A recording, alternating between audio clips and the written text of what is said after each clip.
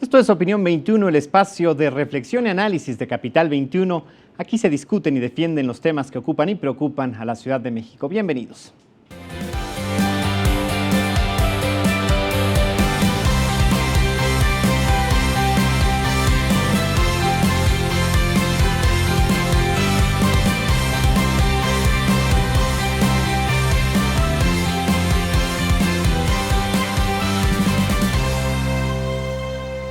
Portación de armas, castigo pendiente es el tema de esta noche en Opinión 21 y para discutirlo, para abordarlo, nos acompañan tres personalidades a quienes me permito presentar. Él es el maestro Emanuel Chávez Pérez, abogado, director general de Asuntos Jurídicos de la Secretaría de Seguridad Pública de la Ciudad de México. Maestro, bienvenido. Muchas gracias por la invitación. Buenas tardes. Gracias por aceptarla. Está también con nosotros la licenciada Magda Cosnogueda. Ella es socióloga, directora de 24/0 México.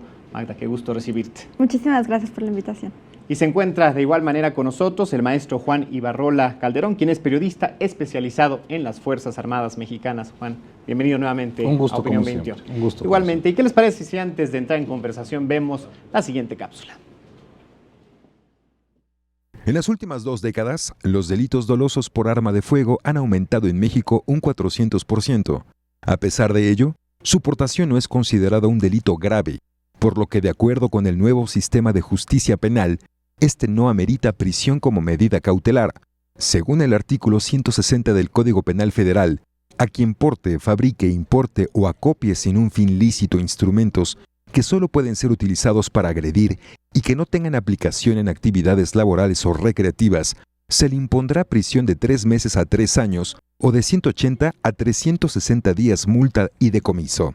A su vez, la Ley Federal de Armas de Fuego y Explosivos dicta: se sancionará con penas de 2 a 7 años de prisión y de 50 a 200 días multa a quien porte un arma de las comprendidas en esta ley sin tener expedida la licencia correspondiente.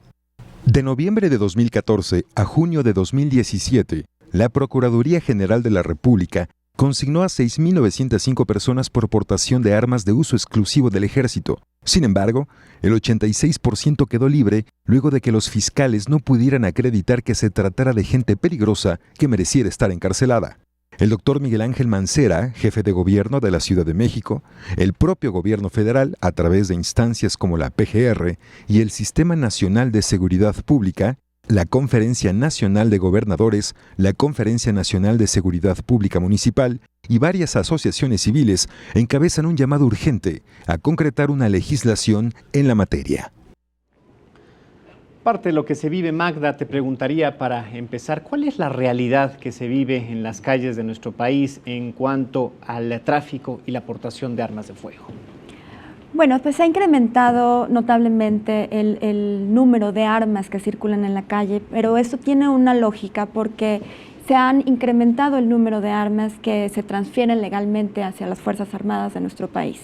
Desde que se inició en la administración pasada, que se inició la guerra contra el narcotráfico, se incrementó el presupuesto militar que se destinaba a la compra de armas convencionales y que aunque estas en origen es para un fin lícito que es el de la defensa, muchas de estas armas se transfieren hacia el mercado negro y finalmente hacia las manos de delincuentes.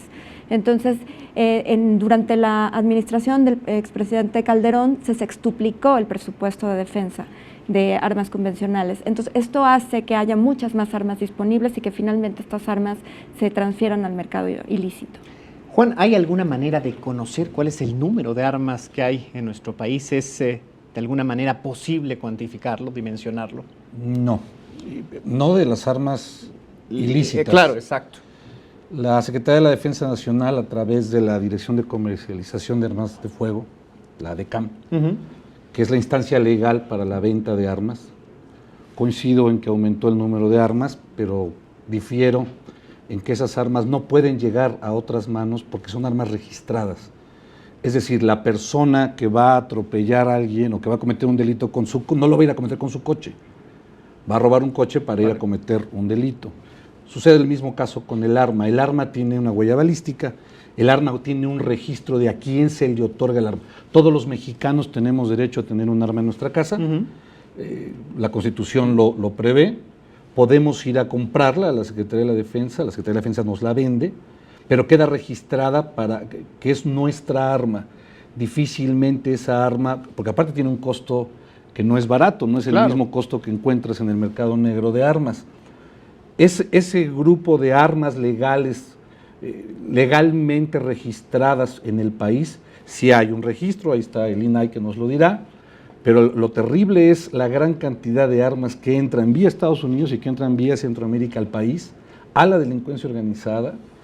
Lo ha dicho muchas veces el doctor Mancera, lo han dicho muchos gobernadores, que ese es el principal problema, cómo entran las armas, sobre todo de Estados Unidos, y es un número incuantificable.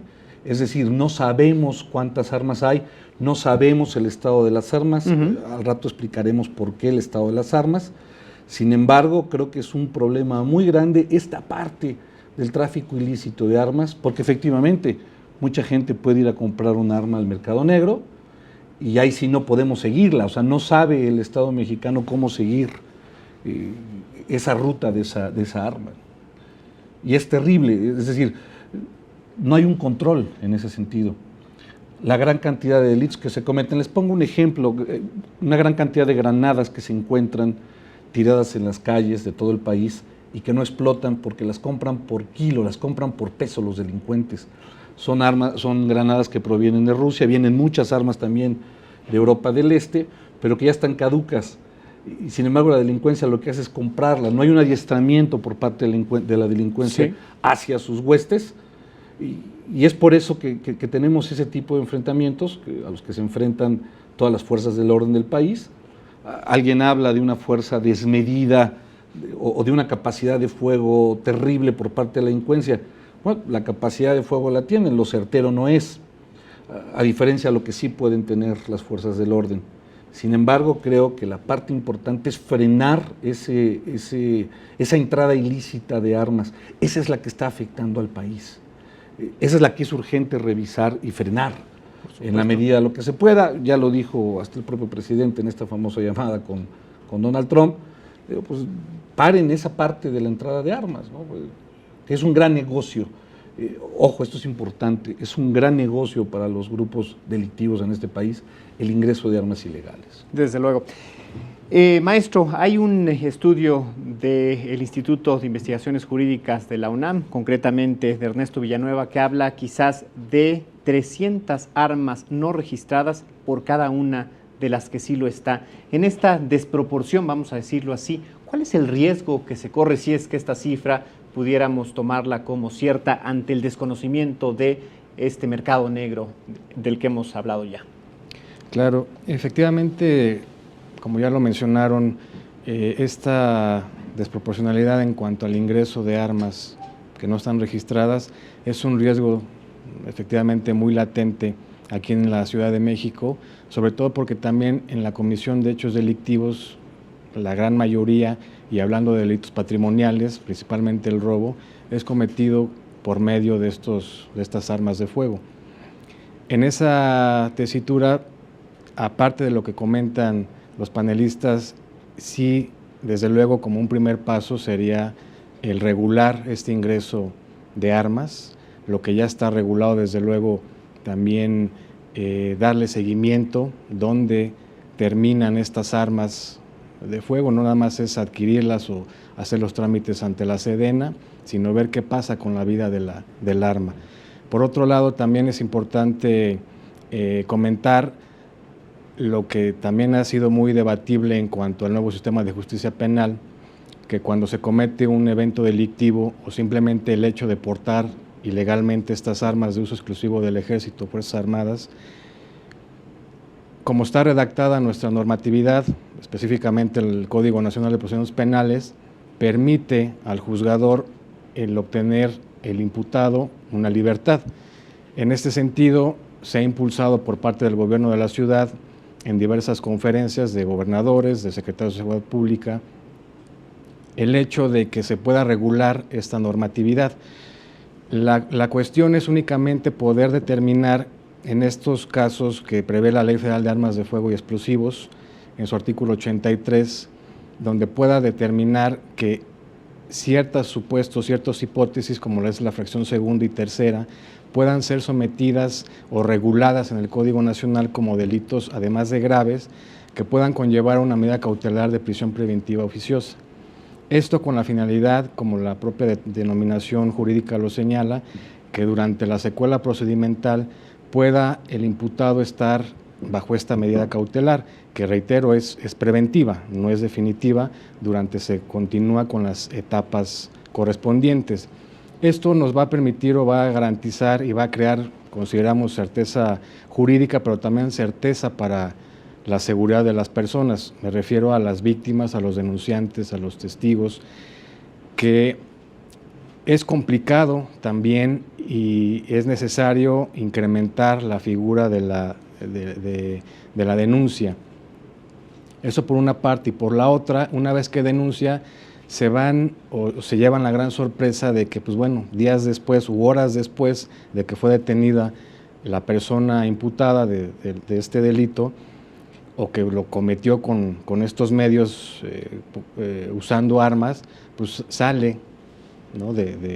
Sale en libertad y le permite llevar su proceso en esta calidad. Sí. Entonces, es importante retomar, impulsar estas medidas. Consideramos como gobierno y como Secretaría de Seguridad Pública el poder reforzar estas medida cautelar que pueda figurar haciendo esta adecuación a la normatividad correspondiente. Juan, el que una persona tenga un arma de fuego que está reservada para su uso únicamente a las Fuerzas Armadas es un motivo suficiente para buscar justamente este procedimiento de medida cautelar. Totalmente. La Secretaría de la Defensa Nacional permite que tengas un arma hasta calibre .380, que es un calibre pequeño, sin embargo bueno para proteger tu patrimonio en casa. Y ya más allá ya estamos hablando de otra intención que pueda tener el que porte esa arma. Es decir, regularmente un delincuente va a tratar de traer capacidad de fuego, por eso va a buscar un arma que pueda ser, que pueda empatar contra la respuesta de una fuerza del orden. Sí. Difícilmente entonces alguien que quiera verdaderamente proteger su patrimonio, pues va a buscar tener armas grandes, insisto, y creo que es importante que se regule así. Es decir, sí hay un calibre que debe estar determinado para protegerte y otro para otra acción, que son acción que desarrollan las fuerzas del orden, policías, fuerzas armadas. Y perdón que te interrumpa, una proporcionalidad, vamos a decirlo, ¿no? Tampoco puede ser igual la pena que reciba una persona que trae un arma a un arsenal o a la que tenga un arma de menor calibre que una de mayor. Totalmente de acuerdo. Y aquí es importante, quien va y compra un arma por la vía legal y la registra, está comprobado por datos que tiene la Secretaría de la Defensa Nacional, en el sentido que es un arma que se busca dónde está esa arma, dónde está la trazabilidad. Es decir, puede quedarse toda la vida una persona con el arma, pero no está comprobado que no se comete un delito, sobre todo en temas de asociación delictuosa, con esa arma, porque insisto, hay una forma de encontrar quién la tiene. Se darán algunos casos donde quizá alguien pueda vender el arma, sin embargo sí queda un registro, es decir, se puede llegar a ello, a diferencia de un arma que está comprada en el mercado negro, donde no tienes forma de encontrar cuál es el origen del arma, quién fue la persona que la adquirió. Por eso creo importante y coincido que no se quede un delincuente, porque es lo que está sucediendo, para decirlo en términos claros, que con un arma de fuego comete un delito y que tiene la condición de salir libre, porque el puro hecho de tener el arma no es condicionante para que se le prive de la libertad, lo cual es terrible. Saquemos encuestas, veamos estadísticas reales y los delincuentes están cometiendo delitos con armas de fuego. ¿Por qué habría de darles algún tipo de garantía cuando su intención inicial es cometer un daño? Por eso traen esas armas. Creo que es muy delicado. Más que hablar del punto sobre si los ciudadanos pueden portar armas en la calle, que creo que no sería el tema del debate, sería peligroso para la propia sociedad, pero sí encontrar la manera de que un delincuente ya sabe hoy, el delincuente que está en la calle, que por el hecho de portar el arma no va a privarlo de su libertad. Y eso en todas partes se llama impunidad. Y creo que bien lo ha dicho el doctor Mancera, o sea, no puede ser que esta circunstancia siga de esta manera. Muchos gobernadores, como bien lo comete el maestro, también lo han pugnado. Y sin embargo, esto tiene que ir directamente proporcional a la violencia que vive el país. Porque aquí no nada más hablamos de crímenes, hablamos de violencia, hablamos de letalidad. El de antier, en Río Churubusco, por un lío de tránsito, una persona se bajó y baleó a otra. Y no, desfortunadamente, empiezan a dejar de ser casos aislados en nuestro país. Ya por un lío de tránsito, dejemos a un lado la delincuencia, ya por el hecho de un lío de tránsito, una persona se atreve con ese nivel de violencia a bajarse y darle un balazo a otra persona. Es urgente regularlo, porque al final de cuentas, si lo van a atrapar, esa persona puede quedar en libertad o quedará preso, pero no por el hecho del arma. Y creo que ese es el punto importante, es el medio para cometer el delito. Magda, ¿hay un consenso en el país justamente para esta regulación de incrementar las penas por la portación de arma y también buscar tipificarla como un delito grave? No, no la hay. Me gustaría precisar antes que las organizaciones internacionales sí han tenido tienen un aproximado de que pueden circular en México entre 15 millones y 20 millones de armas ilícitas. Y esto se hace precisamente justo de lo que hablaba, de las transferencias legales, las transferencias que se hacen para proveer a las fuerzas de seguridad de armas para combatir el crimen. Muchas de las armas que se transfieren a México legalmente, justamente hace 2 años se ratificó el Tratado Internacional de Comercio de Armas y es muy importante la transferencia en la compra de armas de los gobiernos porque estas armas pueden acabar en el crimen organizado a través de la sustracción, a través de la corrupción y a través también pues, de los vínculos entre el narcotráfico y el Estado. Entonces, esto es también una forma de cómo se alimenta el mercado negro. Y no necesariamente, yo coincido en que se tiene que trabajar en detener los delitos de armas y cómo se ha incrementado la violencia armada, pero no necesariamente solamente subiendo las penas. No se está haciendo programas efectivos de prevención de la violencia armada. No se está haciendo sensibilización sobre el tema de los riesgos que implica tener un arma y, por ejemplo, la persona justamente que baleó a otra en Río Churubusco es que es una forma equivocada de resolver los conflictos. Necesitamos formas de reestructurar nuestro tejido social, de resolver los conflictos pacíficamente y no necesariamente la cárcel va a ser un mecanismo o el único mecanismo que pueda frenar la delincuencia. En ese sentido, lo que lo promueve y lo que promueve el nuevo modelo de sistema de justicia, de procuración de justicia, es que haya una figura del investigador mucho más fuerte para que justamente se vea cuáles son las causas y a qué está ligada un arma de fuego. Una medida cautelar podría ser el decomisar esa arma y esa persona podría seguir ese proceso en libertad. Hay muchos adolescentes, hay muchos jóvenes que se empiezan a involucrar en esta situación en la que están, en que no encuentran cabida en la escuela, que no encuentran trabajo, que no encuentran una identidad y que no encuentran una forma de hacerse como un lugar en la sociedad. Empiezan a vincularse con procesos pues, de violencia, con procesos de pandillas o de defensa de sus barrios y muchas veces estos son los jóvenes que pueden acabar detenidos por portar un arma, que no necesariamente tienen que seguir un proceso donde se les criminalice, porque si no hay una forma alternativa de reparación de justicia, pues también no se está siguiendo con el proceso con la intención de combatir esta violencia armada y darles una nueva oportunidad de reinsertarse en la sociedad. Claro. Maestro, hablamos ya justamente del nuevo sistema de justicia penal. Esta situación que enfrentamos, ¿es consecuencia de él? ¿Es un vicio oculto? ¿Es un resultado que era obvio y que no se advirtió de la manera correcta? ¿Qué pasa justamente con este nuevo sistema de impartir justicia y lo que enfrentamos en relación a las armas? Yo considero que como toda norma, todo procedimiento, obviamente la implementación de este sistema es perfectible.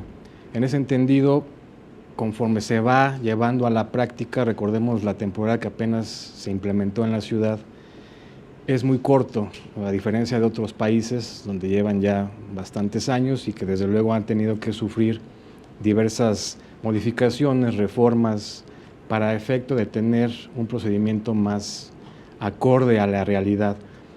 En este entendido, considero que estamos a muy buen momento, muy buen tiempo de poder hacer estas adecuaciones a lo que se requiera realizar, no solamente a lo mejor en este delito, que es lo que nos ocupa el día de hoy, la aportación ilegal de estas armas, que es un tema muy, muy preocupante. Y al interior de la dependencia de la Secretaría de Seguridad Pública nos corresponde y nos compete, desde luego, la materia de prevención de los delitos. En ese entendido, se han llevado diversos mecanismos, diversas acciones, programas muy exitosos, como el de desarme voluntario, por tu familia desarme voluntario, que ya fue reconocido y avalado jurídicamente a nivel de ley.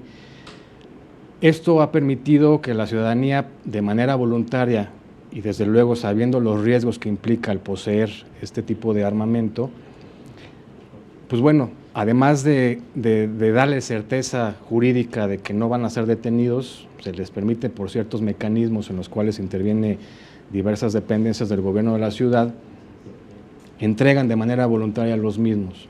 Esto nos ha permitido, desde luego, retirar de las calles este tipo de armas, aunado a los operativos que de manera constante y permanente lleva a cabo la Secretaría de Seguridad Pública, los ya conocidos mega operativos, operativo rastrillo, escuela segura incluso, y también en el esquema de seguridad privada con el tema de escoltas.